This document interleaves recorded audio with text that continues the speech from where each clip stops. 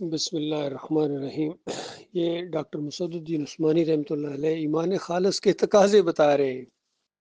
کہ ایمان لانے کے بعد تم ٹھنڈے ٹھار بیٹھے رہو گے گھروں کو، اور اللہ کے راستے میں جہاد نہیں کرو گے، دعوت نہیں دو گے، اس راستے میں مارے نہیں کھاؤ گے، دیس نکالا نہیں دیا جائے گا، اور پھر سارا منظر وہی نہیں آئے گا جو نبی صلی اللہ علیہ وآلہ وسلم کے ساتھ اور صحابہ اکرام کے ساتھ ہوا تھا، اور تم سمجھو اس طرح ٹھنڈے ٹھار جا کے ٹھوکر سے جنت کا دروازہ کھولو گے اور آگے جا کے حوریں مجرا کریں اور تمہارے لیے جام مشروبات کے لائے جائیں، تم یہ سمجھے ہوئے ہو؟ اگر کسی نے یہ بتایا ہے تو بالکل غلط بتایا ہے۔ ان سارے مراحل سے گزرنا پڑے گا، توحید کی دعوت اٹھانی پڑے گی، بازاروں میں نکلنا پڑے گا بے خوف ہو کر، توحید کی کھلی اریاں دعوت، ننگی دعوت توحید کی، اور ان کے سارے ان جھوٹے معبودوں کے اوپر، یہ جو تمہارے کبے ہیں، یہ گمد ہیں، اور یہ تمہارے داتا دستگیر مشکل کشا جترواؤں کی جو تم نے فوج تیار کی ہوئی ہے، یہ اللہ کے ساتھ شرک ہے۔ یا علی مدد کہنا، یا رسول مدد کہنا، لبیک یا رسول اللہ کے نعرے لگانا، المدد یا غوث یہ کہنا، یہ شرک ہے۔ اور ان کی نظر و نیاز 11ویں کی شکل میں، 12ویں کی شکل میں، کیک کاٹو یا بریانی پکاؤ یا 10 محرم کے شربت ہیں، یہ بالکل شرکیہ چیزیں ہیں، شرک کے سمبلز ہیں یہ سارے کے سارے، یہ گمد اور یہ عرس اور میلے اور پیروں اور مولویوں نے یہ جو ادم مچایا ہوا ہے زمین کے اوپر، جب تک ان کی ہوا نہ اکھیڑ دی جائے کوئی خیر اس امت کے اندر نہیں آ سکتی ہے۔ اور مسئلہ یہ ہے کہ بڑے بڑے علماء، پھر یوسف بنوری کا ان کے شرک جتنے انہوں نے کیے ہیں ان کا حوالہ دیا ڈاکٹر صاحب نے، کیا کچھ انہوں نے لکھا اپنے اس رسالے کے اندر، بصائر و عبر کے نام سے جو مضمون چھپا ہے، کیسے کیسے خدائی کے قصے ہیں، کتنا زیادہ شرک ہے اس کے اندر۔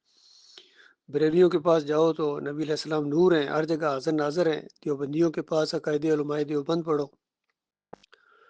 تو کہتے ہیں کہ قبروں سے فیض حاصل ہوتا ہے، ان کے وسیلے سے دعا مانگی جائے تو پوری ہوتی ہے۔ نبی علیہ السلام کے جسم کے ساتھ جو مٹی لگی ہوئی ہے، بیت اللہ تو کوئی چیز ہی نہیں، عرش اور کرسی سے زیادہ افضل ہے۔ پھر نبی علیہ السلام خواب میں آتے ہیں، ان کے سارے خوابوں کے قائل ہیں، چاہے یہ مکی ہو، چاہے یہ طارق جمیل ہو، طاہر القادری کا تو خیر کہنا ہی کیا، سارے کے سارے کہ نبی علیہ السلام غیب جانتے ہیں اور سب کچھ آ کے بتا جاتے ہیں۔ اور غزوہ ہند ہوگا تو پتہ نبی علیہ السلام خود آئیں گے، وہ جو ایک ٹوپی والے ایک فوجی ریٹائرڈ کوئی تقریر کرتے رہتے ہیں، زاہد کی کیا نام ہے ان کا، کہتے ہیں کہ 65 میں آئے تھے نبی علیہ السلام، مسجد نبی میں گھوڑوں کے اوپر وہاں تشریف لائے تھے۔ بتائیے، وہ کوئی پوچھتا ہی نہیں ان سے، وہ وہاں تک آگے تھے، آگے کیوں نہیں آئے؟ جنگ تو یہاں ہو رہی تھی اور وہ بس صرف مسجد نبی تک آگے۔ اس طرح یہ جھوٹ بولتے ہوئے ان کو شرم نہیں آتی، اور نہ سننے والے آگے سے کوئی اعتراض کرتے ہیں۔ ایک دفعہ کراچی میں اخبار بیچ رہا تھا ایک ہری پگڑی والے، ان دنوں کے اندر جب بمباری ہوئی تھی بغداد کے اوپر، عراقیوں کے اوپر، امریکیوں کی، تو اخبار میں بڑے بڑے وہ ہیڈنگ کے ساتھ، سرخیوں کے ساتھ لکھا ہوا کہ عبد القادر جیلانی کی وہ دیوار ٹوٹی، مینار ٹوٹا۔ تو لوگ جس طرح کھڑے ہو کے وہاں وہ سرخیاں دیکھتے ہیں، تو میں بھی کھڑا تھا، تو میں نے کہا اوے ہم تو یہ پاکستانی تو یہاں کہتے ہیں عبد القادر جیلانی مدد کرنے آتے ہیں، تو وہاں تو اس کی اپنے مزار ٹوٹا، اس کا مینار ٹوٹا، دیوار ٹوٹ گئی، تو اپنی جو حفاظت نہیں کر سکا۔ تو ایک دم اس ہری پگڑی والے کہتے ہیں جی ایسے حالات میں تو ایسی باتیں نہ کریں نا جی، ایسے حالات میں بتاؤ کیسے حالات میں ہوں گی؟ ایسے تو موقع کے اوپر باتیں ہوتی ہیں، لیکن کوئی سوچنے کے لیے تیار نہیں ہے۔ فرقے بنے ہوئے ہیں، مذہبی فرقے ہیں، سیاسی فرقے ہیں، سارے کے سارے قبر پرست ہیں، جمہوریت پرست ہیں، بت پرست ہیں، یہ ان کی قبر پرستی خالص بت پرستی کی شکل اختیار کر گئی ہے، اور ان کے مولویوں اور پیروں نے دین کو خالص کاروبار کی حیثیت دے دی ہے۔ یہ دیندار نہیں ہے، اب دکاندار ہیں، اذان دینے کے پیسے، نماز پڑھانے کے پیسے اجرت لیتے ہیں، اور کچھ ان کا اس طرح دفاع کرتے ہیں، بس جی جو طے نہ کرے، جو طے نہیں کرتے ہیں وہ زیادہ شاطر ہوتے ہیں، ان کو پتہ ہے اگر طے کر لی تو پھر تو کم ہوگی، ہو سکتا ہے فنڈز کٹھے ہوں تو زیادہ ملے گی۔ تو ایسے یہ داڑیاں انہوں نے رکھی ہوئی ہیں، پگڑیاں باندھی ہوئی ہیں، ان کی مجبوری ہے، ورنہ کون ان کو کھلائے گا، چندے کون دے گا، شرنیاں کون دے گا، ان کے پنڈارے کون بانٹے گا؟ یہ معاملہ ہے۔ اللہ کے بندو، پہلے ایک دفعہ اسی طرح کا ایک ڈاکٹر صاحب کا بیان تھا، تو اس وقت بھی میں نے اس پر تبصرہ کیا تھا اور کہا تھا کہ ڈاکٹر صاحب جو قرآن و حدیث کا معیار بیان کریں، اس حد تک کون آگے جانے کے لیے تیار ہے؟ تو کسی نے بھی جواب نہیں دیا، گویا غیر ضروری بات تھی یہ۔ اللہ کے بندو،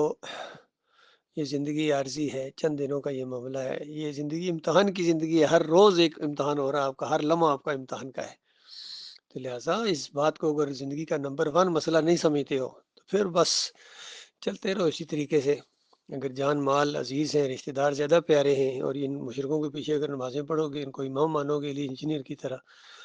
تو پھر اس کے بعد ایمان سے آپ کا کیا تعلق ہے؟ اللہ تعالیٰ ایسے لوگوں کو لائے گا جن سے مالک محبت کرے گا، وہ مالک سے محبت کریں گے، اللہ کے راستے میں جہاد کریں گے، باہر نکلیں گے، اور کسی لان تان کرنے والے کی بال برابر پرواہ نہیں کریں گے، بلکہ ان تکلیفوں کو، مصیبتوں کو، اور جو کچھ یہ لوگ قوم کریں گے آگے سے، اس کو اللہ کے راستے کے پھول سمجھیں گے، تحفے ہیں یہ اس راستے کے.